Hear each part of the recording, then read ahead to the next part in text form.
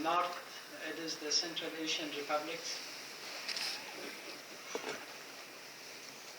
Afghanistan has an area of 647,000 square kilometers. Population is 28 million, and GDP per capita is $772.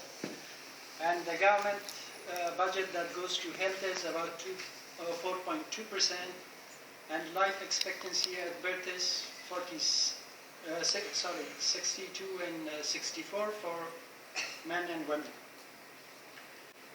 Literacy rate is 31.4%, and for women it is 24%, unfortunately, and improved drinking water access is 45.5%. Some of the major health indicators, we have a maternal mortality ratio of 327 per 100,000 live births. Under 5 mortality is 97 per 1,000 live births, and similarly infant mortality is 77 per 1,000 live births. The history of what is happening in Afghanistan, that is before 2002, where we had the rule of the Taliban, and only 20% of the health services were provided by the government, and the rest were provided by non-governmental organizations, and services were provided to areas which are easily accessible on the main roads, and there was low capacity and poor leadership of the government, and there was poor coordination, destroyed health centers, lack of human resources. And we had a maternal mortality ratio which was 1,600, which was the highest recorded after Sierra Leone. Afghanistan was the second country to have such kind of mortality ratio for. And child mortality, similarly, it was 257 per 1,000 live births, and infant mortality 165. And what did we do after 2002, where we had the interim government? The government assumed the stewardship role. It defined a basic package of health services. We contracted our services to non-governmental organizations, and later on in 2005, we established essential package of hospital services to develop a reference system, and we increased the access to primary healthcare services through these mechanisms, and we established a health management information system to collect information, and based on that develop our future policies and plans. And we also invested a lot in developing human resources and ensuring a regular supply of essential drugs, improved resource mobilization through the donors, because Afghanistan is mainly dependent on external resources, unfortunately, and that's one of the challenges as well. And we redeveloped and reformed the health sector. We rehabilitated and reconstructed, some of the health facilities, and we established a donor coordination where we assigned the provinces. We have 34 provinces.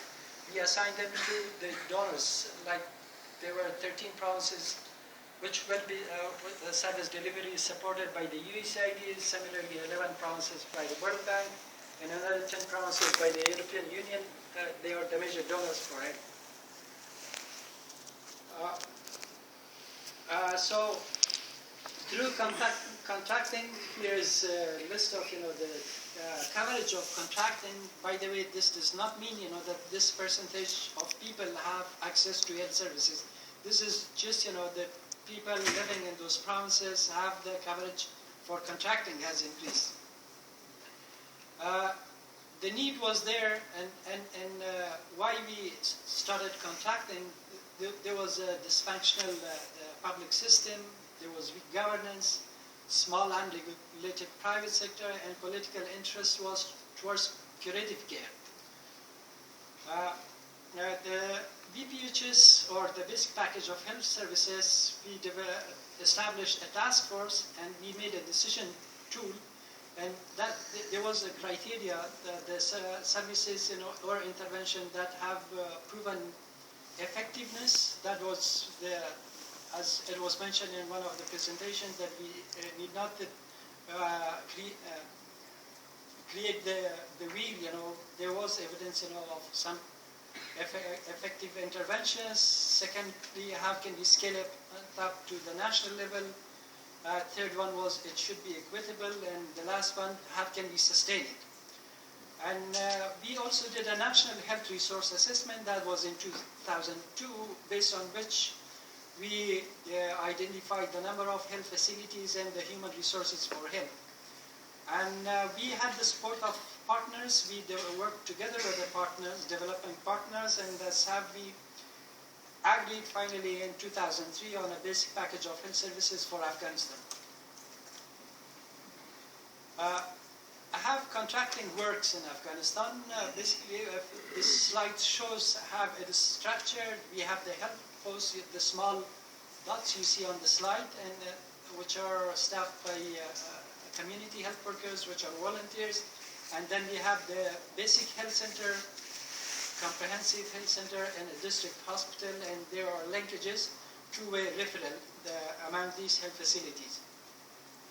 And how it links, with the provincial and the regional hospital, that's with the secondary care and tertiary care. You can see it in this slide. And these are the components of the basic package of health services, which addresses maternal and newborn health, child health and immunization, public nutrition, communicable disease and treatment and control, mental health, disability and physical rehabilitation, and regular supply of essential medicine. The advantages that we have is we have segregation of functions. The Ministry of Public Health serves here as a financer and regulator, and the NGO is a provider, so there is segregation of the provider and the purchaser of services. Monitoring is done by the government, and assessment of performances through a third party, which has been so far the Johns Hopkins University and Institute for Management and Research. And recruitment of staff is efficient and transparent, that the NGOs have been faster, than the government. The stewardship role of the Ministry of Public Health is enforced, and decrease bureaucratic barriers, and procurement is easier. It also allows greater focus on measurable results, increases in managerial autonomy, draws on non-profit organizations' expertise, and we also increase effectiveness and efficiency through competition by the non-governmental organizations who are submitting bids on a competitive way. The NGOs are selected. And it also allows for government to focus on other roles such as planning, standard setting, financing, and regulation. It also allows for rapid expansion of the services. There are disadvantages, of course. Competition may be limited, especially in low-income countries where there may be no alternative providers. And contracts may be difficult to specify and monitor.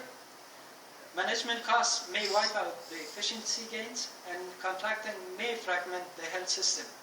Government with weak capacity to deliver services may also be weak in stewardship role. But the Ministry of Public Health Afghanistan at that time, they again drew some people from the non-governmental organizations to work with the Ministry of Public Health on how to do contracting. For measuring results, we have monthly reports from the non-governmental organizations and from the provincial health management information officers, and a predefined set of indicators are there on which they report. Verification of HMIS data is done by the third party that I mentioned earlier, and in between, the assessment done by the third party, the monitors of Ministry of Public Health are verifying the information. Third party is an independent, credible, and not involved in providing health services. And this is done, the assessment is done on annual basis, and which is depicted in a balanced scorecard where there's color coding on how to see the progress and improvement. And once we meet their benchmarks or decided upon through 29 key indicators that we monitor. And when we reach the higher benchmark, then we revise the assessment tool. And we also conduct household surveys. The results achieved are that there is improved access to primary health care, where you can see the skilled antenatal care here. There is an upward trend.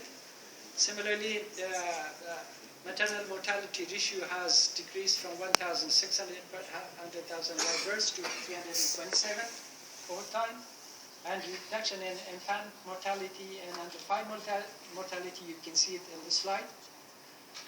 Human resources, we invested in community midwife education, which has become a model for post-conflict countries. And here you can see the white line as the total, and the green one is community midwives, and the other one is midwives for the hospital, the middle one. So in all of them there is a progress in order to make services accessible in Afghanistan, which is a Muslim country. We have to train many midwives. This slide shows the improvement in nutrition, initiation of breastfeeding within 1 hour after birth. And similarly, the blue one is the iron deficiency in children 6 to 59 months, which has reduced tremendously. That's health facility establishment. Also, we see an upward trend, and this is all done through the service delivery by non-governmental organizations. And facilities with at least one female health worker, we also see the big improvement from 2004 till 2014. The challenges that exist, there has been political pressure on the Ministry of Public Health to establish more facilities. They want more of the hospital care, but our policy is that we support 40% of our budget to the hospital care and 60% to primary health care. This push for contracting is seen as weakening the government, and there is an antipathy towards the non-governmental organization, because the other ministries of the government, they are mainly providing services. And monitoring of performance is sometimes very challenging because of security problems, and quality of service is another issue that we need to focus on. We have on a pilot basis the quality collaboratives that was presented by our colleagues from Jordan, and we sent recently a team to visit the accreditation system in Jordan, for which we are very thankful for their cooperation. And literacy is another issue. We are working more and more on girls' education, at the same time health literacy for Afghan women. In conclusion, the experience in Afghanistan is a good example of the